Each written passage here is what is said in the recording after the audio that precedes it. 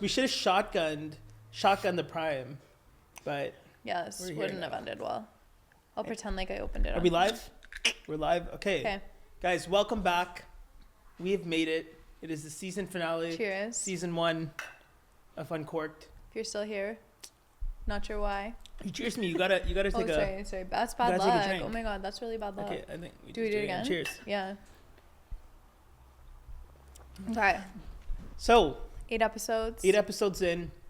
We talked about a bunch of good stuff. We talked about personal branding. Mm-hmm. We talked about building networks and relationships, monetizing your passion. Yeah, working together. Work-life balance. Yes. Building strong teams. Now we're here, which is season finale. And I think I was thinking about, hey, what is it? What do we do a season finale about? Yeah. Right? And I think the first episode went so well about building a personal brand. I wanted to go and provide actual execution. A little deeper. What is it that people can do to execute what we say right after this episode? How do we help these guys build a personal brand? So with that being said, welcome to the season finale of Uncorked, where we talk about running a business, the highs and lows, where we talk about building personal brands, and where we talk about how we work together without killing each other. So let's just jump into it. I'm not even going to ask you questions. I'm going to talk to you. We're just going to go back and forth. I think from our discussions, we have talked about 4 different things that you need. There's 4 steps in taking your brand and executing it. So with that being said, step 1 is defining a brand and building a strategy. Yes, agreed.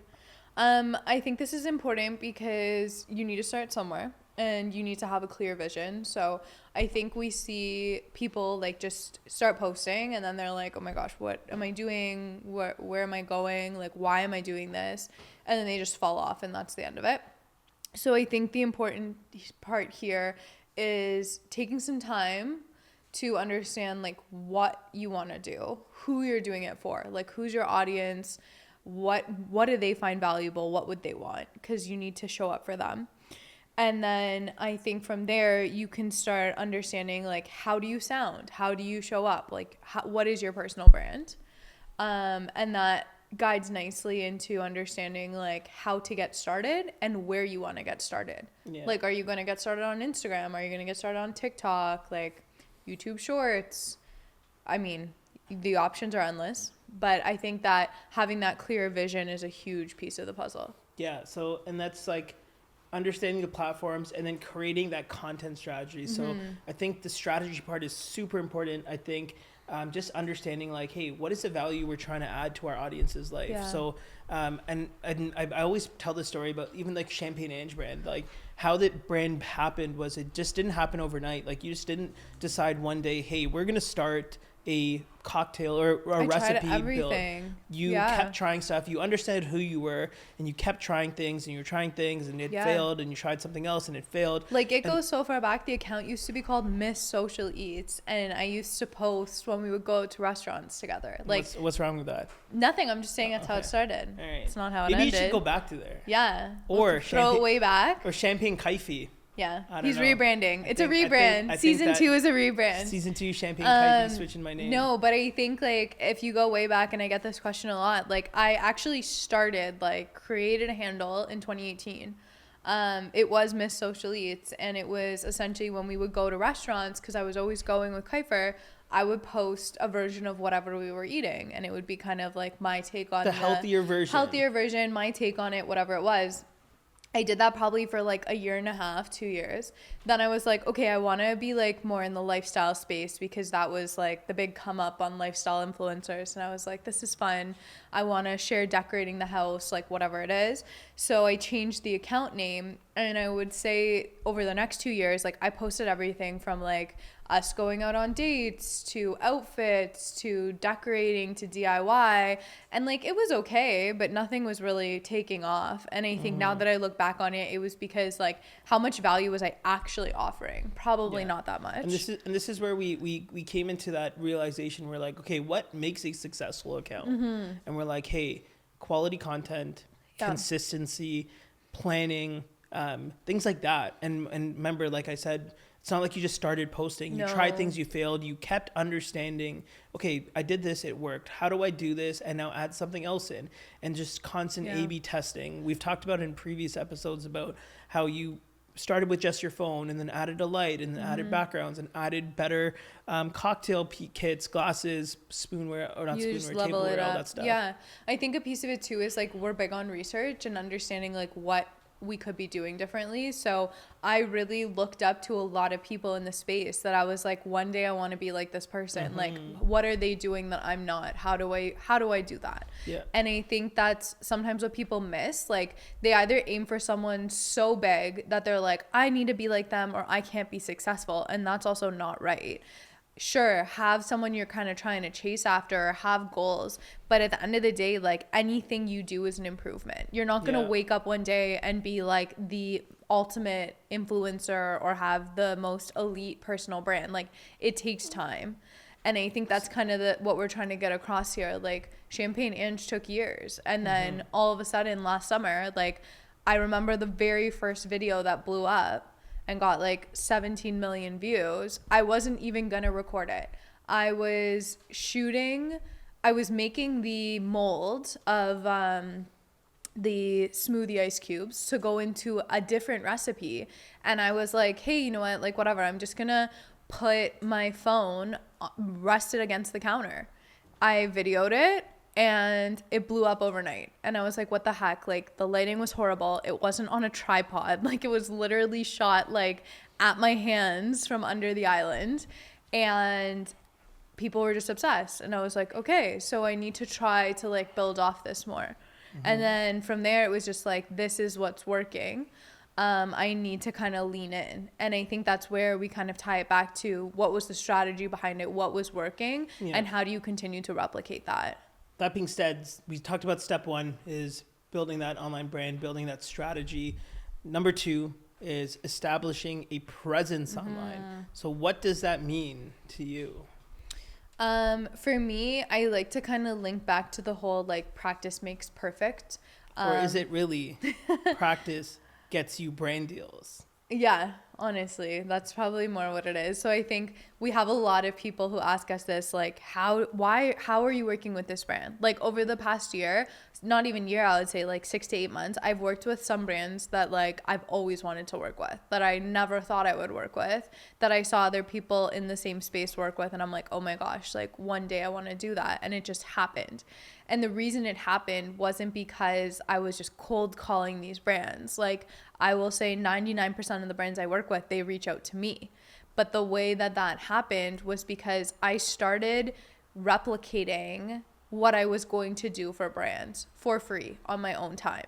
So I took products around the house. I took brands that I like using naturally in my day-to-day, and I made recipes with them. And it's not that I was being paid to do it, but I was like, if I can practice and show the world like what I would do if I was paid to do this for you, then now I'm creating value. And 9 times out of 10, it was like they saw this, and other brands would send me a video and be like, I want you to redo this, but with my product. Yeah, exactly. And I think one thing for me is like when you're establishing a presence online, like build a portfolio. And a lot of people, again, how do I do that? And exactly what you said. Hey, like think about this. If you can't get a brand deal today, look around your house and see something that you use often and start building content with that. I think what we've seen just with so many discussions with different people, how do you build brands? I've tried, it doesn't work, this and that. Like, build portfolio, get experience. People get so tied up with the money component. And I there's so many people that I speak to and I'm like, hey, how long have you been doing this? They're like, yeah, just started this year. It has almost been a year and I want to focus. I'm like, what are your goals? Like, what I always like to ask those things. What are your goals? And every time most people say financial, like always. Something financial. I want to make $10,000 or $50,000. I want to get my first influencer posts about like traveling the world because they make like 10K a month or whatever it is. And I think it comes down to like, put away the idea of how to make money and start thinking about how to build portfolio, how to build networks and connections, because what's going to happen there is once you start doing these things, you gain the experience, you build that portfolio, is when you'll start, the money comes. Exactly. You'll start you'll start being noticed by people. The money will come. So, and I say that, you remember when I first started all this, I was doing free jobs all the time. But the best part was, remember, the world doesn't know that you're doing a free job. So when you're doing these things to the world, to social media, to my audience, I look like I was the busiest, most successful blogger. At that time, they were like, bloggers was a cool thing to be, but they thought I was the most successful blogger in the world because I was going to like 4 or 5 different restaurants a week. Little did they know, like, none of them paid me. No. But then what happened was another restaurant would be like, we saw what you did with that place. We want you to do it just like you said with the cocktails.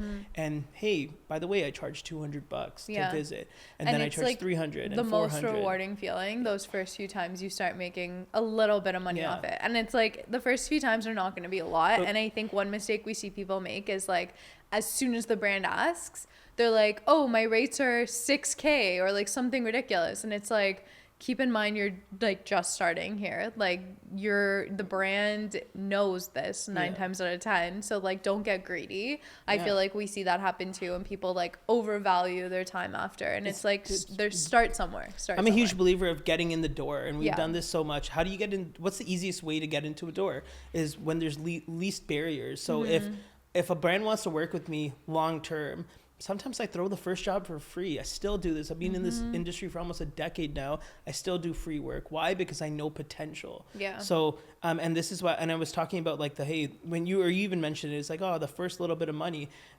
it's whatever, $100. The next job's $200 and then $300. And the next thing you know, you're charging like $20,000 for a brand deal. So the idea here is build portfolio, get seen, and then you'll start to see those financial dreams of yours come true. Yeah. And I think too, you said something good about the whole like over deliver. So I think we kind of try to do this in every aspect of our life. Like we try to under promise and over deliver, and it goes a really long way. So when you do get your foot in that door, like you want to be the one that they remember versus everyone else. Because 9 times out of 10, like if you are an influencer and you are trying to work with brands, they're bringing you in as part of a campaign. Like you're usually not the only influencer they're bringing in. Yeah. So like, how are you going to stand out so that once this campaign's done, they're the first person that they think of for the next one. And I think that's a big piece of the puzzle too. Yeah, it comes back even to our business. Think about it.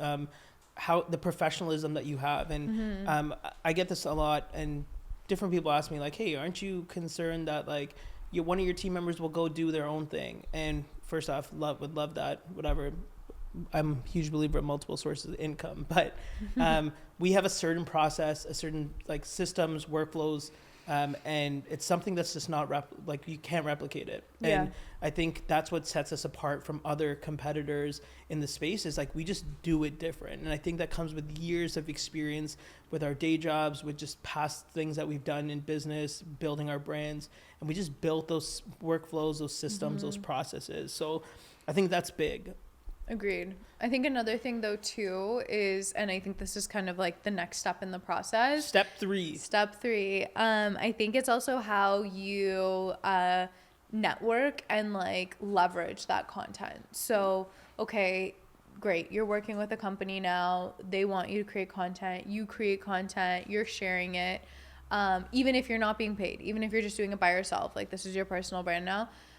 What are you doing once that content goes live? Because it's not just like, I get the post out, I'm done. Like that's probably, there's a lot of work to that point, but now it's like, where do you go from there? And that's where you're engaging with your audience. Like you're making sure that they're enjoying what you're sharing, because at the end of the day, like that's how you grow.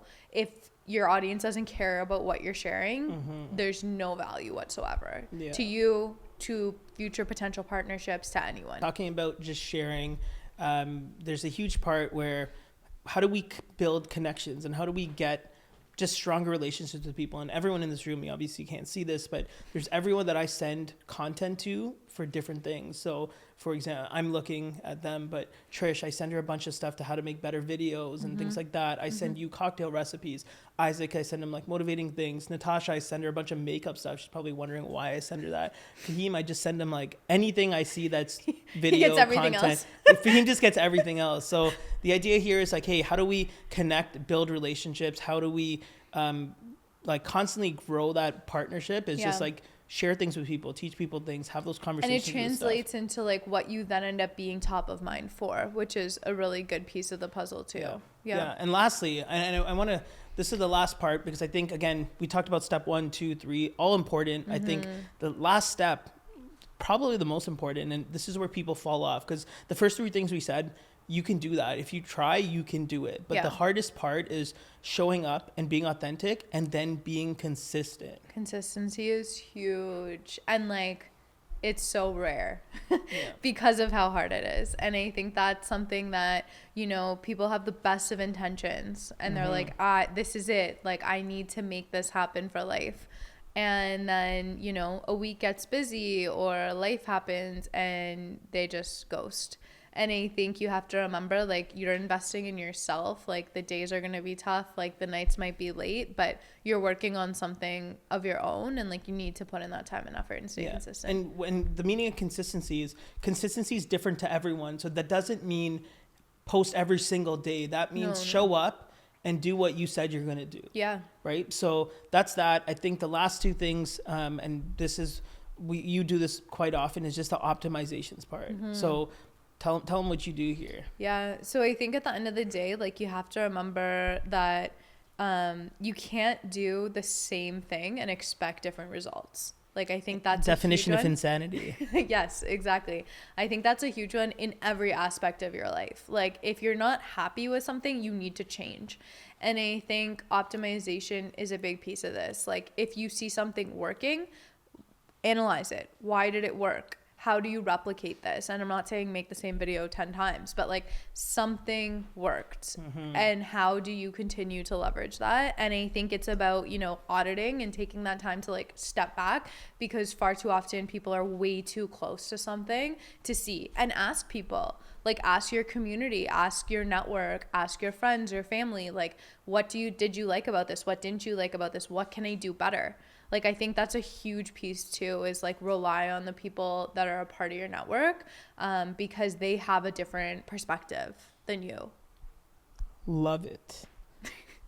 How I want to end this, and this is me staring you guys right into the soul, is be true to yourself. Yeah. I think when we talk about being authentic, it's being true to yourself. Just because you're an influencer or content creator doesn't mean you have to sell your soul for a bag. And I think right now the world is evolving so much where now people are seeing the authentic side of people. People are looking at people for real opinions and thoughts. So my biggest advice here, when you guys are building a personal brand, is be authentic with yourself, be true to yourself, and just set some goals, build out a plan of action, and achieve them, just like we did with this podcast. So with that being said, guys, thank you so much for watching season 1 of the Uncorked podcast. Stay tuned. Season 2 is going to be something totally different.